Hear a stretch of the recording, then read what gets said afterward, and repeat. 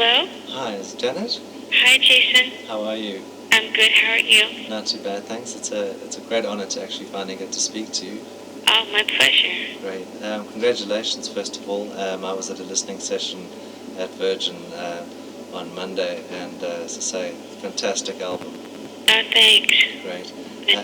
Well, so let's cut into it because I know you are short on time. So, a sort of an obvious one. Where does Janet Jackson find herself in later 1997?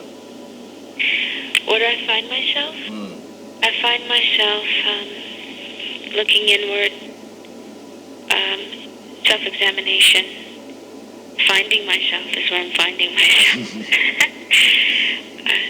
It's been a journey that I'm still walking. I'm still learning. And it's been very interesting, very difficult at times, very painful. But I'm working on it. Great. And the Velvet Rope, the new album, it's got some unique features about it if I sort of just read into it and obviously read up on it, if compared with the earlier releases.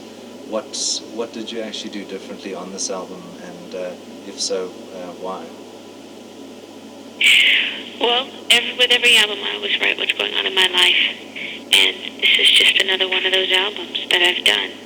But it's more personal than any of the other ones. It's more of a self-examination, like I said before, introspective, very introspective. I have to work like that. That's the only way I know how to work, and it's the only way I would want to work. By sharing what I'm feeling at the moment, whether it's a celebration of sex, whatever it may be, whatever I'm feeling at that moment, I put it down. Okay. And as I say, the new album has got, as I say, on just listening to it, as I say, once as I have, a very sort of strong R&B feel to it. Was that sort of a conscious move to you to move, say, even closer to the R&B feel than what you have done, say, in the past? Yeah, I purposely wanted to do that this time around. I actually had thought about doing it before with the last album, because it is definitely a part of me. And I wound up doing other things as the project went on and exploring other things. But this time around, I made a conscious effort to stick with it. And I feel that I did, and I'm happy with the outcome of the project. And as I say, with the theme of that you've discussed, it being a very sort of personal, introspective thing, is that sort of not a dangerous place to be, in the sense that you're perhaps exposing a little bit too much of yourself, to the general masses? I don't think that I am. Some people may think that I am. There were people that thought with the Janet album that, as far as how sensual, how full of sex it was, that it was a bit too much for some people. If it is, I apologize, but it's me. And there's really no need to apologize, actually. It's what I was feeling at that moment, and I like to share what I'm feeling. I know that people feel the same way. There were some people that said to me, "Gosh, what happened? You can't tell our kids to go have sex now. What happened to let's wait a while?" And I said, "Well, that was over 10 years ago. How long do you want me to wait?" At some point, I have desires just like the next person.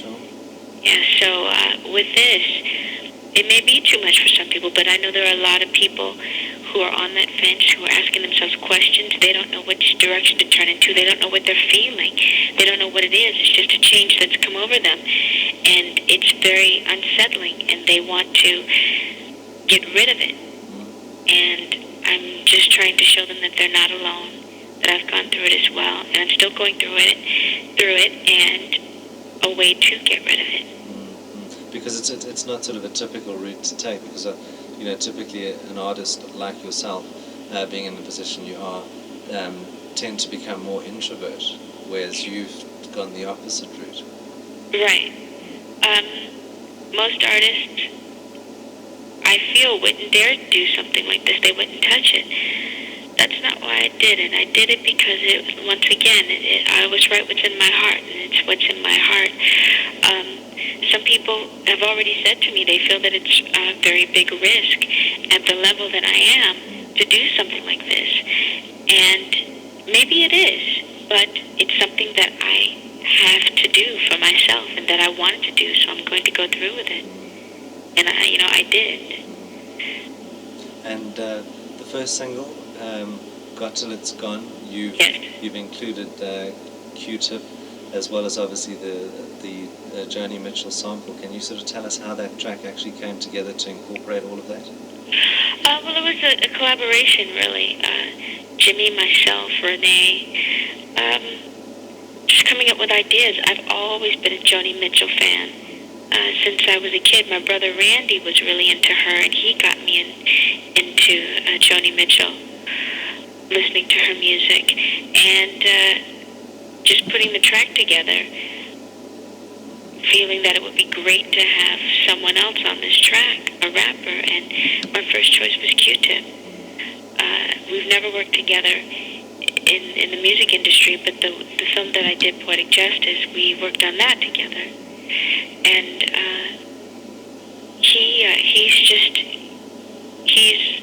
he's an amazing artist. He's a rare find in the business. His personality, he has a peacefulness about him, and it's so wonderful. He is such a great guy. He really is, and he's incredibly talented. And the sort of feeling behind the Rod Stewart cover of Tonight's the Night. Why that track significantly? That's always been one of my favorite songs. And I remember that when I was 10 years old. I think I saw him perform it on the American Music Awards or something like that. I saw him perform it somewhere. I think it was there when I was 10. And I've always loved that song. And has he actually played the track? Have you played the track to him or got a copy to him? No, I actually haven't. So I hope he likes it. Sure, as I say, with the way we've covered it. Because it is actually nice, to have that sort of warm, sort of obviously female vocal behind it, because it actually gives the song a whole new identity almost. Yes, that's what I've heard people say. I've heard people say that. And do you see yourself having a specific goal with the new album? Setting for yourself. I just hope it helps. It helps people. I really do.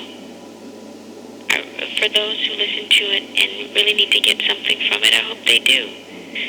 Not to say that that's the only goal. Would I like to sell records? Of course I would. I'd be lying to you if I said no. But more so than anything, if I had to choose between the two, I would hope that it would help someone, one person even. And I've always been that way. Even with Rhythm Nation, that's an accomplishment for me, because I know that person will go on and tell someone else about their discovery, about what they've found, and help that person, and it'll snowball. So that's what I, more so than anything, I hope will happen. And then do you find it actually getting easier for you, or actually is it a more difficult process to actually let these ideas come free, obviously, as you climb up the ladder, as it were? The ladder, meaning the ladder of success. No, it's not more difficult for me in that way. It was just a difficult project for me, period.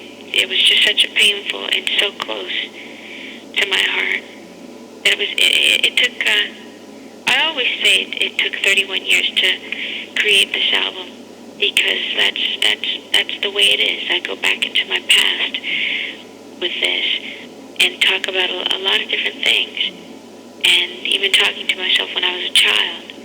But to actually make the album, it took 6 months, and that's long for me. I like working at a good pace, not rushing anything, but only having a day off a week. And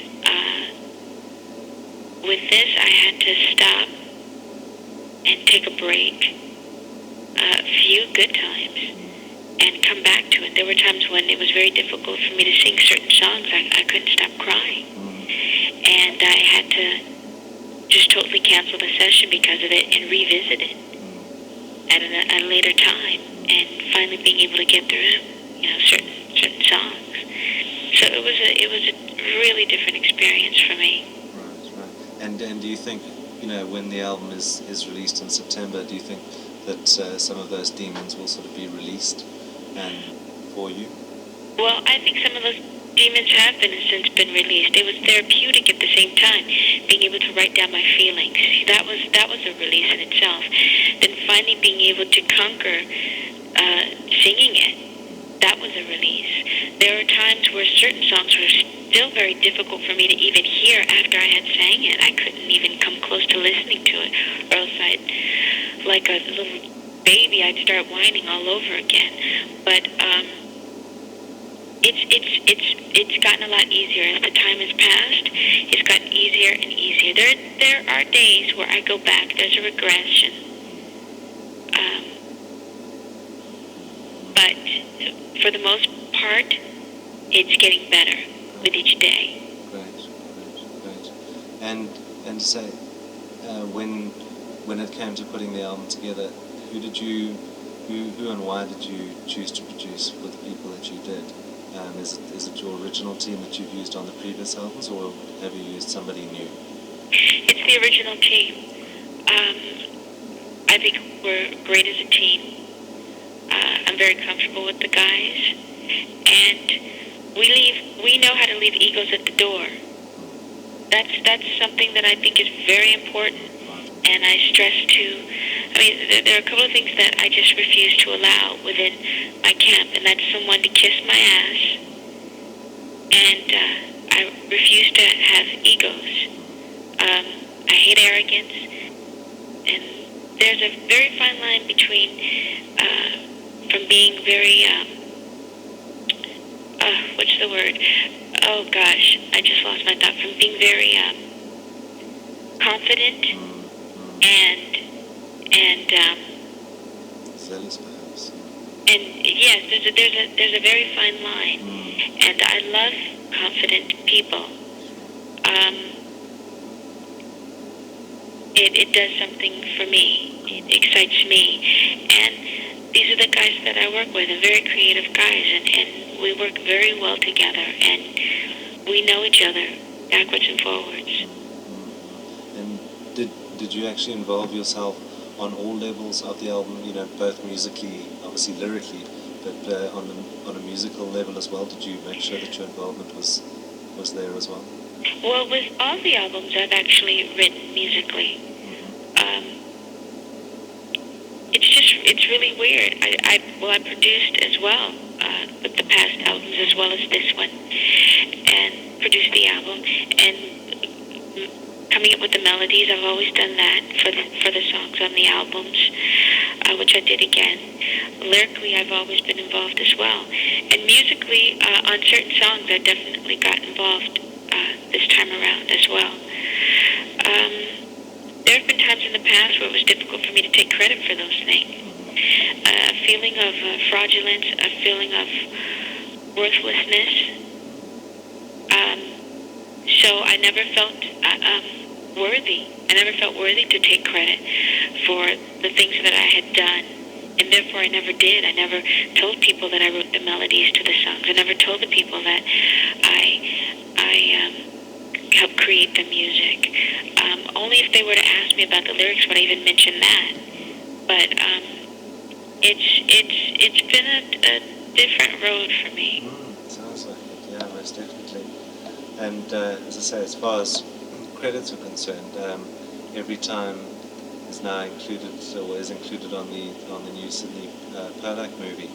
Yes. The sliding doors. How did that actually sort of all come into being? Well, Harvey Weinstein and I have been good friends for a while, and Harvey's been dying to work together. He's either coming to me with a film project or something, and he wants to do a musical, and just trying to find the right vehicle. It's been kind of difficult, but we're still working at it. And he's been dying for me. He actually wanted me to do a song for Marvin's Gardens. He wanted me to write a song, but it was right in the middle of all this that was going on in my life, so it wasn't the right time for me. I couldn't create at that moment. I had to concentrate more on myself and getting through those obstacles. And I had an idea for a song, and I called up Harvey and I said, "Look, I haven't completed the song because I know you have to write the song with the film in mind if you want it for a film."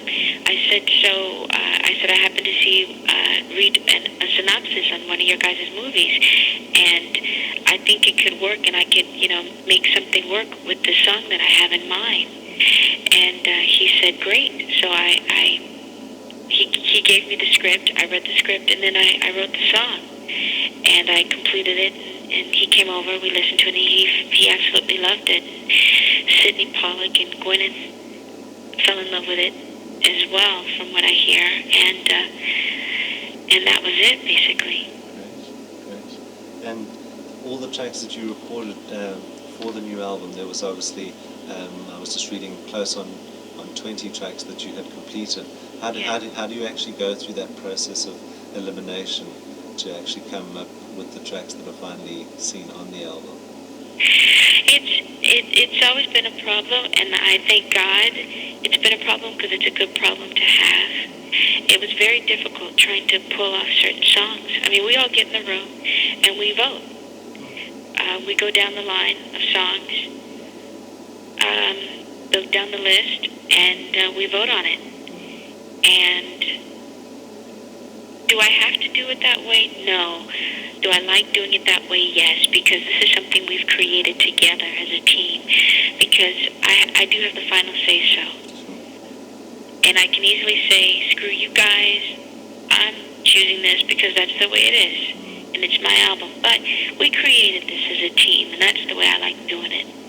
So we vote on it, and it's funny because they keep saying this. Now, Jen, if you really like that song, you have the final say so. So I said, yes, guys, I know. I said, but I want us all to be happy. I want us to be happy. And if it's something that I just truly, truly feel way too strong on, then I'll definitely say my piece. Sure. And to say also reading again, you are to get an award for the Lena Horne Award. Yes. How does that feel? It feels so good. It really does. I saw another artist get it before, and I was thinking, wow, how exciting. That is so cool. Never thinking that I would ever receive this award. And it was so I felt so honored, and I'm very, very happy to receive the award. I saw her show on Broadway when I was a kid. What was the name of the show? The Woman, or One Woman, something like that. And she talked about her struggles in the business. She hadn't done anything in years, and then she finally decided to put together this show. And she took it to Broadway.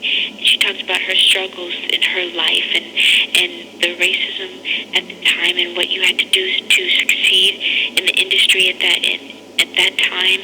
And I remember just all the emotions in her body and in her voice just spilling out. I'll never forget it. Sure. It was beautiful, and I've always been a fan of Lena Horne. So it's really an honor. What does it actually say to you when you actually get an award like that? Or to say, I mean, you are still to get it, but what does that actually say to you, especially where you are in your career? Well, I sit and think, God, aren't I too young to be, isn't it too soon for me to be getting this? And I have to sit back and realize that I've been at this for 25 years next year. And that's what I keep forgetting, because it's a Lifetime Achievement Award. And I keep thinking, well, I feel like I just started. It still feels new to me. It still feels fresh to me. And I think that's a good thing. When it feels old and tired and I have stopped growing and I have nothing left to give, then I think it's time for me to get out of this business and possibly do something else that inspires me, or get inspiration from somewhere else. But I think that's the thing that keeps hitting me. It's like, God, this is too soon for me to be getting this. It should be later on in my career, but I've been at this for almost 25 years. So. And are you sort of at a point where you are sort of as motivated, say, as you were when you first started your solo career specifically? Most definitely. I would say even more so now than then. Because then I was just doing what other people wanted me to do. Was I really into it? No, I wasn't. I did it for others. I didn't do it for myself. And now I'm doing it for myself. Since the Control album on, I've been doing it for myself, and I feel even stronger about that today. And you've been involved with movies. Obviously, your music career is huge. Which of the two is the bigger passion for you? There's a great passion for both. I don't know if there's one over the other. I really don't. Because I've been acting since I was 10, and I've been singing since I started singing with my brothers when I was 7. So they're telling me I have 2 minutes, so they're saying one more question after this. That's fine. I can't say one over the other. I really can't. I love them both very much. And say sorry, carry on. I'm sorry, it's just a nice break sometimes when you've done a tour and it gets very grueling, and then you can go away and totally do something else, and vice versa. Janet, lastly, you are coming out to South Africa from what I understand. Will it just be a promotional tour? Are you expecting anything from us? Are you looking forward to it? You don't know how I'm looking forward to it. That's an understatement, I'm telling you. Everyone in my family has gone to Africa except for myself. And this has been something that I've been dying to do for years. And it's finally coming true. And I just can't wait. I really cannot wait. And I want a tour. Aside from the promotional tour, I want to take the show there. So I've got to work things out to make it happen. Great. Sounds excellent. Janet, thank you for your time. I really appreciate it. Congratulations on the album. As I say, I think it's going to do great things here, and I think obviously worldwide as well. Thank you very much. But thanks again for your time. Thank you. Great. Bye-bye. Have a good day. Bye-bye now.